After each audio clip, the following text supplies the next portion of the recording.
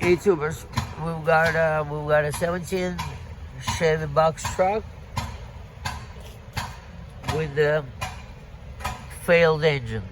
450 it is. Okay, failed engine. What happened to this engine is, I want to show you, 4 push rods bent and 4 did not. All the intakes bent, and I'm going to show you where exactly it touched down.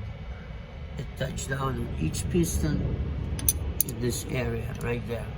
1, 2, 3, and 4. All right, probably due to timing. The timing needs to be open. That's the next step here. But look, all 4 intake bent. All right, it needs an engine. That's all.